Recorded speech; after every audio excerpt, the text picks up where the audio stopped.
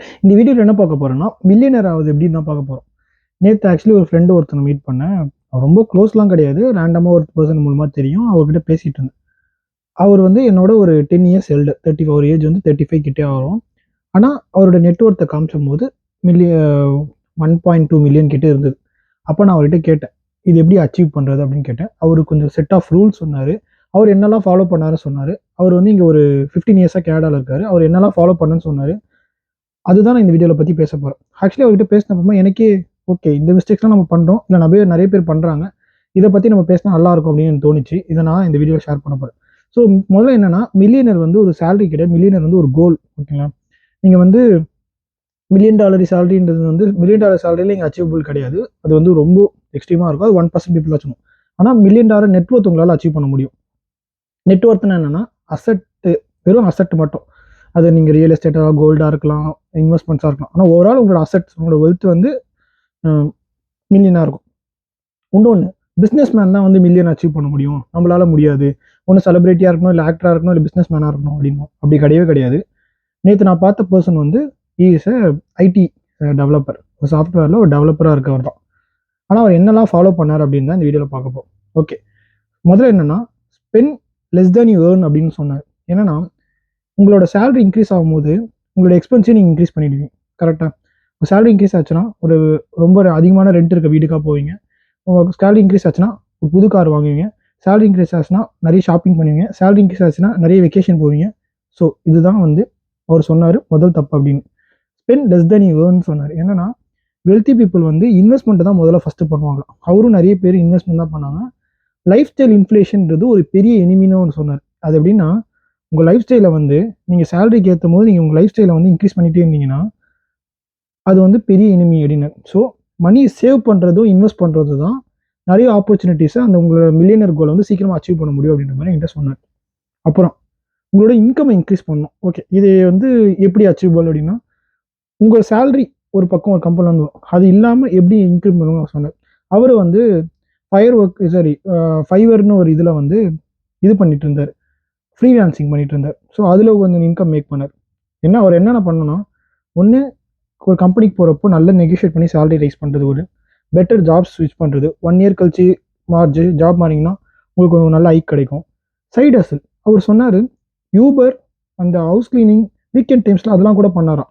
So எனக்கு இவ்வளோ income சம்பாதிக்கிறேன், அதனால இந்த வேலை பண்ணக்கூடாது அப்படின்னு சொல்லிட்டு அவர் என்கிட்ட சொன்ன அட்வைஸ் என்னன்னா, இவங்க தான் இந்த வேலையை பார்க்கணும், இவங்க தான் இந்த வேலையை பார்க்க கிடையாது, எல்லாருமே எல்லா வேலையும் பார்க்கலாம். அவர் வந்து ஹவுஸ் கிளீனிங் ஜாப்ஸ்க்கும் போனாரு, விண்டோ கிளீனிங் போயிருக்காரு, அதுக்கப்புறம் வந்து யூபர் ஓட்டுவாரா, ஸோ இதுவும் பண்ணியிருக்காரு. ஃப்ரீலான்சிங் பண்ணாங்க. ஸ்மால் பிஸ்னஸஸ்லாம் சின்ன சின்ன இருக்கு. ஒருத்தவங்களுக்கு இப்போ ஒருத்தவங்க வீடு பார்க்குறாங்கன்னா, அவங்களுக்கு பார்த்துக்க வந்து கமிஷன் எடுத்துக்கிறது அப்படின்னு. ஸோ அதே மாதிரி ஒரு வீடு பர்ச்சேஸ் பண்ணி ரெண்டல் விட்டு இது பண்ணியிருக்காரு. ஸோ இது எல்லாமே அவர் சொன்னார். ஸோ இது எல்லாமே வந்து இன்கம் இன்க்ரீஸ் பண்ணுறதுக்கு ஒரு நல்லது. அதுவும் உங்களுக்கு ஒரு இது. அப்புறம் மெயினா இது ஆல்ரெடி நான் சொல்லியிருக்கிறது தான். இன்வெஸ்ட் எவ்ரி மந்த்ன்னு சொன்னார். அவங்க என்ன சொன்னார்னா, எல்லாருமே வந்து எக்ஸ்ட்ரா காசு வந்தோடனே தான் இன்வெஸ்ட் பண்ணணும்னு நினைக்கிறாங்க. ஆனா அது அப்படி கிடையாது. இன்வெஸ்ட் வந்து நீங்க எவ்ரி மந்த் பண்ணா உங்க சேலரி அவர் என்ன சொன்னார்னா, அவர் $50 ஸ்டார்ட் பண்ணியிருக்காரு. $50 பர் மந்த்ல ஸ்டார்ட் பண்ணி தான் இன்வெஸ்ட் பண்ண ஆரம்பிச்சிருக்காரு. அப்புறம் 300 பர் மந்த், 500 மந்த் சொல்லிட்டு கன்சிஸ்டன்சி தான் ரொம்ப முக்கியம். இதை நான் ஆல்ரெடி சொல்லியிருக்கேன். அவரும் அதே தான் சொன்னார் என்கிட்ட. அதுக்கப்புறம் வழக்கம் போல வந்து டிஎஃப்எஸ்ஏ பத்தி சொன்னாரு. டிஎஃப்எஸ்ஏ வந்து ரொம்ப அந்த அட்வான்டேஜ் நான் ஆல்ரெடி சொல்லியிருக்கேன். உங்களோட இன்வெஸ்ட்மெண்ட்ஸ் வந்து டாக்ஸ் ஃப்ரீயா க்ரோ ஆகும். வித்ட்ரால்ஸ் வந்து டாக்ஸ் ஃப்ரீ. அதே மாதிரி லாங் டர்ம் இன்வெஸ்ட்மெண்ட்க்கு அது ரொம்ப ரொம்ப பெஸ்ட் அப்படின்னு சொல்லிட்டு அது வந்து அவர் என்ன சொன்னா, டிஎஃப்எஸ்ஏ வந்து one of the best Canada wealth building tools அப்படின்ற மாதிரி என்கிட்ட ஒரு வார்த்தை யூஸ் பண்ணி சொன்னார். ஓகேங்களா? அடுத்தது ஆர்ஆர்எஸ்பி பத்தி சொன்னார். ஆர்ஆர்எஸ்பி வந்து அவர் பண்ண சொன்னா ரெண்டு ரெண்டு அட்வான்டேஜ் இருக்குப்பா. ஒன்று வந்து டாக்ஸ் டிடக்ஷன் டுடே, உங்க டாக்ஸை வந்து கம்மி பண்ணும். உங்களோட இன்வெஸ்ட்மெண்ட் வந்து ரொம்ப காம்பவுண்ட் பண்ணும் அப்படின்ற மாதிரி சொன்னார். ஐ இன்கம் ஏர்னர்ஸ் வந்து இது தாராளமாக யூஸ் பண்ணி ஆகணுன்ற மாதிரி சொன்னார். அப்புறம் அவர் என்ன சொன்னார்னா, அவர் வந்து டைவர்சிஃபைடு இடிஎஃப்ல வந்து இன்வெஸ்ட் பண்ணுவார். ஒரு ஸ்டாக்ல மட்டும் இன்வெஸ்ட் பண்ணாமல் சிம்பிள் இடிஎஃப்ஸ் எடுத்துட்டு, இடிஎஃப்னா வந்து அந்த ஒரே ஸ்டாக்ல நிறைய கம்பெனிஸ் இடிஎஃப். ஸோ அதில் எடுத்துக்கிட்டு, ஸோ அவர் என்ன ஒரு நான் லிஸ்ட் அவுட் பண்ணார்னா, எக்ஸிக்யூட்டி, விஎஃப்வி, விஇக்யூட்டி. ஸோ இந்த இன்வெஸ்ட்மெண்ட் இந்த மந்த்லலாம் டைவர்சிஃபைடாக இன்வெஸ்ட் பண்ணார். ஸோ அது வந்து அவருக்கு ஸ்ட்ரெஸ்ஸும் கம்மியாக்கிச்சு, டைவர்சேஷனும் மூவ்.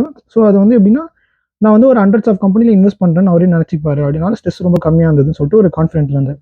ஸோ இது வந்து ஒரு அதை பற்றியும் சொன்னேன். அப்புறம் வந்து காம்பவுண்ட் இன்ட்ரெஸ்ட்டை பற்றி எக்ஸ்பிளைன் பண்ணார். ஸோ மணி வந்து ரிட்டர்ன்ஸ் ஏர்ன் பண்ணும். ஆனால் ரிட்டர்ன்ஸ் ஏர்ன் பண்ணணும்னா நீங்கள் வந்து காம்பவுண்ட் இன்ட்ரெஸ்ட்டை ஃபாலோ பண்ணணும். ஸோ அந்த ரிட்டர்ன்ஸ்க்கு ஒரு ரிட்டர்ன்ஸ் வரும் அப்படின்னு சொல்லி, ஸோ உங்களை வெல்த்தை வந்து சீக்கிரமாக ஆக்சிலேட் பண்ணுறது காம்பவுண்ட் இன்ட்ரெஸ்ட் ரொம்ப ரொம்ப முக்கியன்ற மாதிரி சொல்லி கொடுத்தாரு. ஸோ இதுவும் எனக்கு ஒரு இதுவாக இருந்துச்சு. அதுக்கப்புறம் வந்து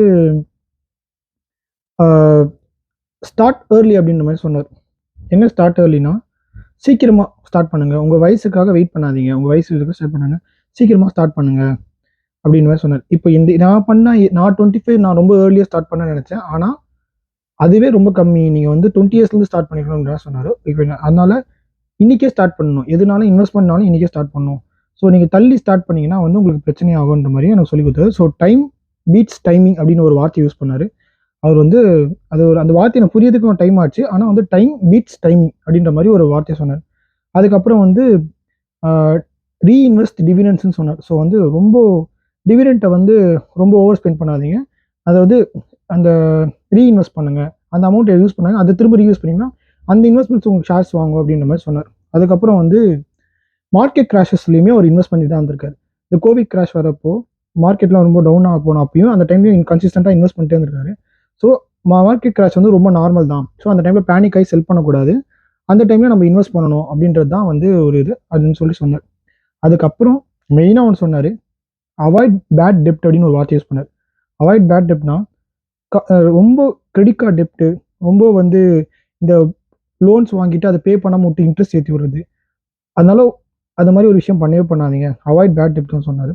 அதுக்கப்புறம் கீப் இன்வெஸ்டிங் ஃபார் டிகேட்ஸ், சும்மா ஒரு 5 மாதம் வந்து 6 மாதம் வந்து குவிட் பண்ணக்கூடாது, கீப் இன்வெஸ்ட், கம்மியாக அமௌண்ட் இருந்தாலும் மந்த்லி பேஷன்ஸ் உங்கள் டிசிப்ளினை வச்சு லாங் டேர்ம் திங்கிங்கை மைண்டில் வச்சு நீங்கள் இன்வெஸ்ட் பண்ணணும். அவர் எக்ஸாம்பிள் எப்படி சொன்னார்னா, $500 ஒருத்தன் ஒரு மாதம் மாதம் கண்டினியூ பண்ணோன்னா 35 வருஷத்தில் 10% ரிட்டர்ன்ஸில் கண்டிப்பாக ஒரு மில்லியனர் ஆகும். இது வந்து உங்களுக்கும் நான் சொல்கிறது, உங்களோட ஏஜ் இப்போ 25, ஸோ 35ல் உங்கள் ஏஜ் வந்து எவ்வளோ இருக்குன்னு கால்குலேட் பண்ணிக்கங்க, ஓகேங்களா?